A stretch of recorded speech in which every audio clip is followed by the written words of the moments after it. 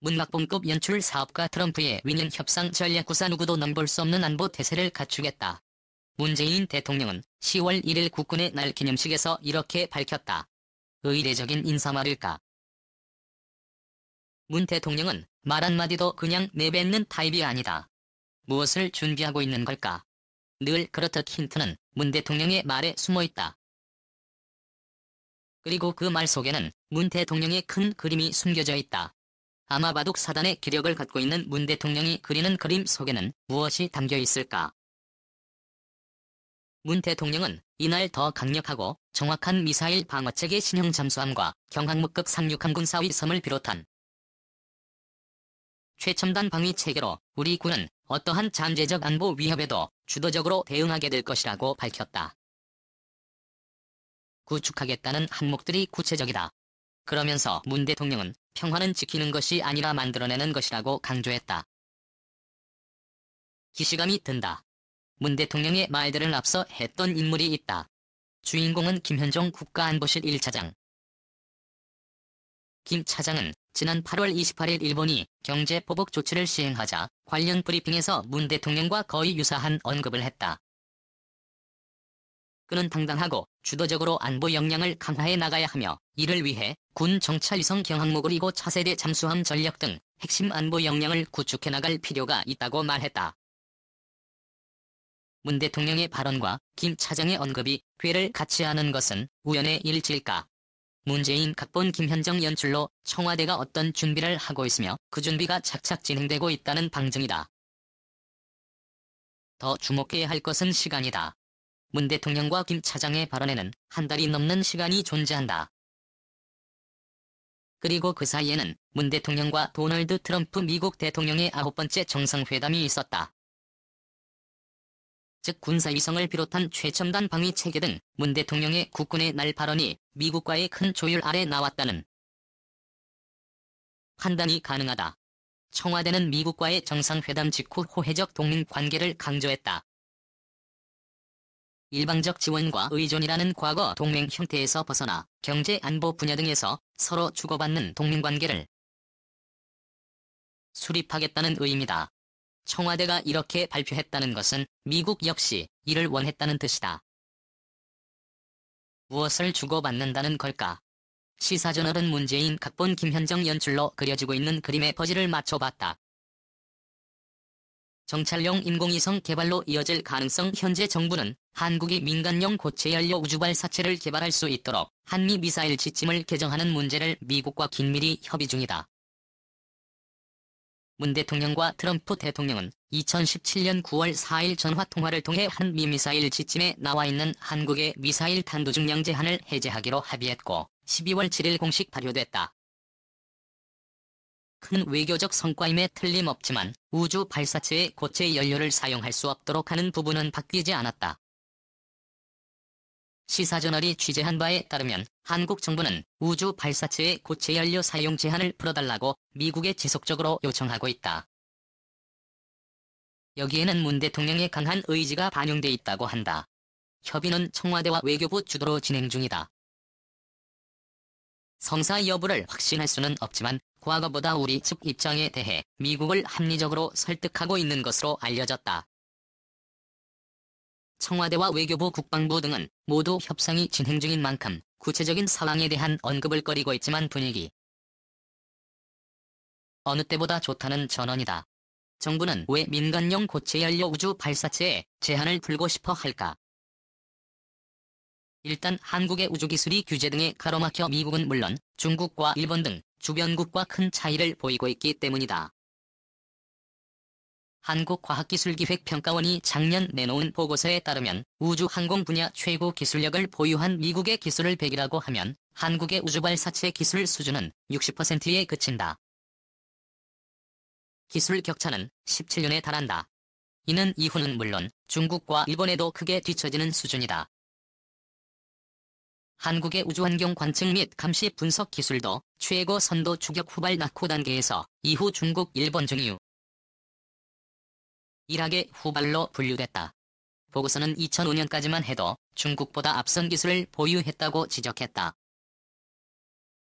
우주 로켓에는 액체 연료와 고체 연료 두 가지가 사용되는데 고체가 액체보다 싸고 가벼워 고체 연료를 사용하느냐 여부는 한 나라의 우주 개발 역량과 직결된다. 문제는 고체 연료를 활용한 우주 발사체가 대륙간 탄도미사일 등 군사 목적으로 전용될 수 있다는 점이다. 미국은 이런 논리로 그동안 미사일 지침을 통해 우리의 고체 연료 사용을 제한해왔다. 이에 지금까지 한국은 나로호, 온누리호 등 우주 발사체를 액체 연료를 활용해 개발해왔다. 반면 전범국가 일본은 고체 연료 발사체 관련 제약이 없다. 일본은 꾸준히 고체 연료 로켓 기술을 발전시키며 국제 로켓 시장에서 점유율을 높이려 하고 있다. 시사저널 취재에 따르면 문 대통령이 그리고 있는 그림은 단순히 한국의 우주 관련 기술 증진에만 머물러 있지 않다. 고체 연료 우주 발사체를 개발할 수 있게 되면 자연스럽게 인공위성도 더 많이 더 손쉽게 쏘아 올릴 수 있게 된다. 현재 한국은 자체 정찰용 인공위성이 하나도 없어 미국이 제공하는 위성 정보에 의존하고 있다. 자체 정찰위성은 빨라야 2013년쯤부터 보유하고 순차적으로는 2025년이나 뒤에야 도입이 완료될 전망이다. 즉 정부가 전시작전 통제권 조기 전환을 추진하고 있지만 핵심 군사 역량인 독자 대북 정찰 능력은 2025년에야 갖춰진다는 뜻이다. 하지만 우리가 자체적으로 고체 연료 우주 발사체를 개발할 수 있다면 정찰 능력도 더 빨리 키울 수 있다. 그렇게 되면 전자권 전환을 문재인 정부 임기 안에 그렇지 못하더라도 최대한 앞당겨질 수 있게 된다. 김 차장은 이와 관련해 최근 주목할 만한 언급을 했다. 그는 중국은 30개가 넘고 일본은 8개가 있는데 우리는 정찰용 인공위성이 하나도 없다며 안보 분야에서도 외부 세력 의존도가 너무 높으면 부품 소재처럼 똑같은 문제가 안 생긴다는 법이 없다. 우리가 빨리 저궤도에 적어도 정찰용 인공위성을 5개 아니면 25개를 쏘아 올려야 한다고 했다. 우연의 일치일까? 그의 말이 더 빨리 더 많은 정찰용 인공위성을 쏘아 올릴 무언가를 준비하고 있다고 읽히는 이유다. 사실 준비는 2년 전부터 이루어지고 있었다. 2017년 6월 30일 한미 공동 성명 중 6항 동맹의 미래를 보면 이런 문구가 있다. 양 정상은 양국 간의 강력하고 역동적인 유대가 한미 동맹의 토대라는 데 인식을 같이 하고 경제, 무역, 재생,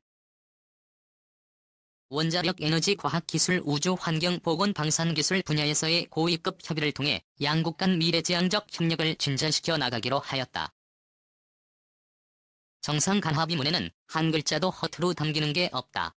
우주라는 두 글자가 많은 걸 함의한다. 시사저널 취재에 따르면 이미 당시 우리 정부는 민간용 고체 연료 우주 발사체를 개발할 수 있도록 한미 미사일 지침을 개정하는 문제를 미국과 긴밀히 협의했다. 성사까지는 가지 못했지만 트럼프 대통령도 처음에는 개정에 우호적이었던 것으로 전해진다. 익명을 요구한 외교 소식통은 이미 양국 실무진 사이에 의견이 오고 갔고 논의가 상당 부분 진전된 것으로 안다며 정상 간 합의문에 담겨있는 만큼 미국도 마냥 우리 측 요구를 거부하기는 힘들 것이라고 전했다. 사업과 트럼프에게 비즈니스 논리 제안. 그렇다면 문 대통령과 우리 정부는 어떻게 미국을 설득하고 있을까? 사업가 출신인 트럼프 대통령에게 서로 윈윈할 수 있다는 비즈니스 논리를 내세우고 있는 것으로 알려졌다.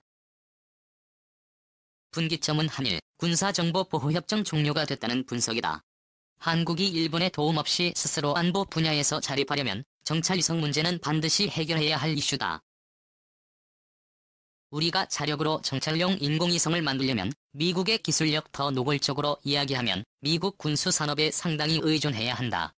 엄청난 군수 수요가 발생하는 장이 선 셈이다. 한국 정부가 역대 최초로 내년도 국방 예산을 50조 원 넘게 편성하고 그중 방위력 개선비가 17조 원에 달하는 것도 트럼프 대통령으로서는 군침 당기는 일이다. 우리 요구를 마다할 이유가 없는 것이다. 이번 한미 정상회담 후 정부는 호혜적 동맹 관계를 강조했다. 호혜적 동맹 개념은 2001년 9.11 테러 후 미국의 국가 전략이 변하면서 등장했다. 부시 행정부는 당시 한국 등 동맹국의 미국 이익에 기여해줄 것을 요구하는 국가안보 전략을 추진했다. 이에 노무현 정부는 한미동맹 역할 조정 필요성을 제기했다. 이라크와 아프가니스탄 등 파병 용산기지 이전 및 주한 미군 재배치가 이런 흐름 속에서 진행됐다. 지금도 비슷한 상황이다. 미국은 방위비 분담금 협상과 파병 요구를 강하게 하고 있다. 우리로서도 받아낼 것을 받아내야 하는 상황이다. 정부는 한미동맹을 한 단계 업그레이드해 나갈 것이라며 미국이 동맹국에 기대하는 안보 역할 확대에도 기여해 나갈 것이라고 밝혀왔다. 문 대통령의 큰 그림은 이미 짜였다. 한미동맹의 진화를 향한 수레바퀴가 돌아가기 시작했다. 북중 반발은가 및 대중 견제 요구 늘어날 수도. 전문가들은 시기상조이긴 하지만 한국이 민간용 고체 연료 우주발사체를 개발할 수 있게 미국과 합의를 본다면 큰 성과라는 데 이견이 없었다. 하지만 해결해야 할 과제도 적지 않다는 게 중론이었다. 한국 정부가 염두에 둬야 할 핵심 리스크는 크게 두 가지로 요약됐다. 일단 북한과 중국의 반발 우려다. 북중은 한국의 우주 개발 능력이 향상되는 것을 달가워하지 않을 가능성이 높다. 아울러 주변국으로부터 북한 비핵화 프로세스 등에 지장을 줄 수 있다는 지적을 받을 수 있다. 북한의 비핵화를 추진하는 해빙기에 찬물을 끼얹을 수 있다는 비판도 잘 관리해야 할 사안이다. 정반대로 미국의 요구사항이 더 늘어날 가능성도 있다. 한국의 정찰 능력이 강화되면 그만큼 미국이 한국에 기대하는 바가 커질 수 있다. 미국이 설정하고 있는 가장 강력한 경쟁국인 중국의 견제 역할을 한국에 일부 맡길 수도 있는 것이다. 사드 논란 이후 중국의 직간접적인 보복으로 엄청난 후폭풍에 시달렸던 것을 떠올려 보면 주변국 중에서도 특히 중국의 리스크 관리는 필수적이다. 채널을 구독하고 팔로우해주셔서 감사합니다.